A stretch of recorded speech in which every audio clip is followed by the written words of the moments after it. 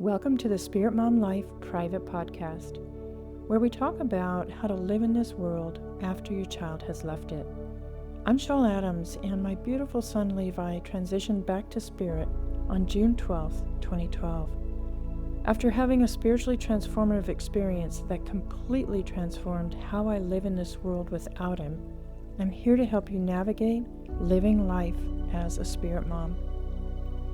In this private podcast, we'll talk about building a spiritual practice to connect with your child across the veil, releasing everything that no longer serves you, and opening space for the life you are ready to create, one filled with purpose, love, and peace. If you are here, it means you have a child who no longer lives in physical form, and you're looking for connection. You want to know where they are and how they are, and you need support learning how to live in this world without them. One of the deepest questions we have as moms wanting to connect with our children is, what if this isn't real? I know it's real, and more importantly, there's a place inside you that knows it too.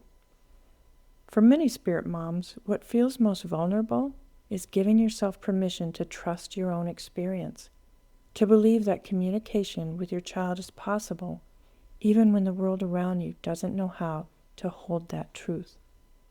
It's not the connection that feels unsafe. It's standing in your knowing without needing outside approval or absolute proof. It's believing what you feel in a world that doesn't always make room for it. Allowing yourself to trust what you sense, even when you've been told it isn't possible. So instead of opening, we brace. Instead of softening, we guard. Not because we don't want to connect with our children, but because we are afraid it isn't real. So I encourage you to notice what you're protecting yourself from and ask whether that protection is still serving you.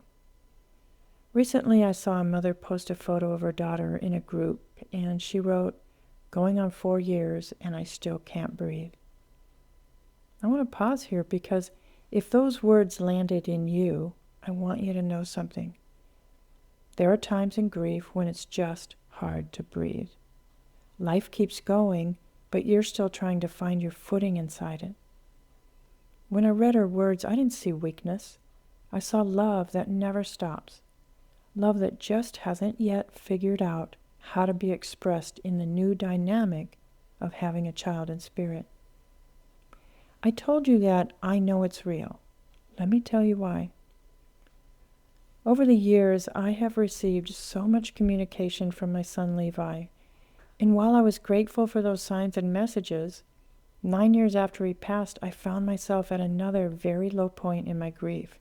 I really wanted to leave the world.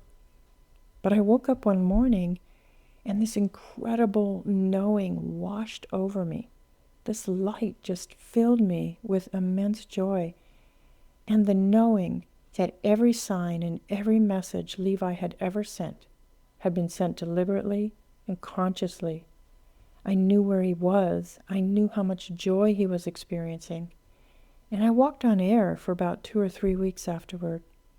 Every time I thought of him, I would smile so big and just feel his joy. This is called a spiritually transformative experience. It's transformative because you are never the same again. I have not experienced depression since then, and my grief has changed into this deep knowing that he is on his own journey, and I am able to honor it in a way that I couldn't for a long time. There are still moments when I get caught in sadness around missing him, but almost immediately it is replaced by the knowing that he is living in joy, that I will see him again, and that I only want the best for him.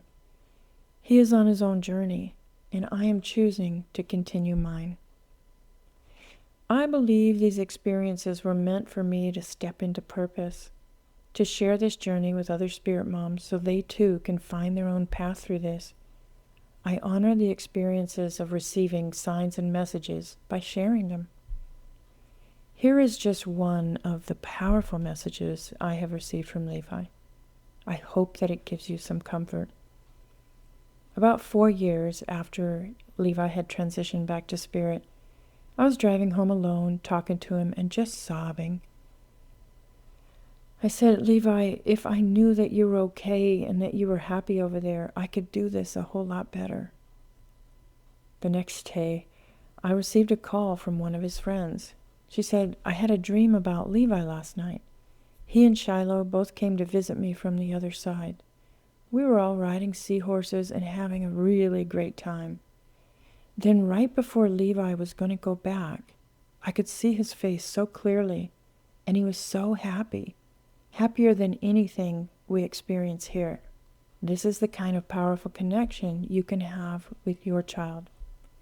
Levi heard me, he felt my pain, and he used his friend to deliver the message in a way that would reach me most deeply. Knowing that Levi was experiencing so much happiness began a shift for me. I hope in your own time and in your own way you have a moment like that with your child. You are not alone in it, and your beautiful child on the other side is walking with you. You align with your child in spirit in a way only you can. No one else carries your history. No one else shares your memories, your bond, your language of love. Finding the mechanism of your connection is your first job. You'll notice that my son Levi used his friend to contact me. He knew that's how I would receive the message best. Over the years, he continued to do this using different friends. There is no universal method. There's no hierarchy of experiences. There's only your way of opening to your child. And here's something I want you to hear clearly. If you feel like you haven't experienced a sign or message from your child, it doesn't mean the connection isn't there. It only means your way may look different than what you've been told to look for. So how do you start? The veil is not something you reach across. It is something you stop believing separates you. What we often call the veil is not a barrier. It's the liminal space between two states of being, between our physical experience of life and their spiritual experience of life. When you choose trust over doubt, openness over resistance, and love over fear, you put yourself in the space to recognize how your child is speaking to you. And the relationship can reveal itself in this new form. So ask for signs. Ask for specific signs and then be aware. Document everything. Even when you don't know if it's a sign or if it feels like coincidence, document it. I'm going to tell you something very powerful. When you document these moments, you build a library of them. And there comes a day when it all adds up and you know the truth. It's from that point forward that your relationship really starts taking form. The connection with your child is already real. It doesn't need to be activated, strengthened, or earned. It continues because love is not bound by form. And this universe was made from love. What changes is not the connection itself, but your willingness to allow it to be what it is now. If you felt even a small exhale while listening, that is not imagination. That is recognition. In this private space and in the episodes that follow, we will continue to create room for that recognition, gently, safely, and in your own way. You don't have to believe everything yet, and you don't have to know how this works. You only have to be willing to stop guarding yourself from the possibility that your relationship never ended. Thank you for joining me for episode 1 of the Spirit Mom Life private podcast. Remember, your connection with your child is eternal. Your healing is possible, and your future can be filled with love, purpose, connection, and peace. If today's episode touched your heart, share it with another mom who needs this reminder. And if you'd like to continue with me, join the Spirit Mom Life private podcast at spiritmomlife.com/private podcast to learn more. I'll see you in the next episode.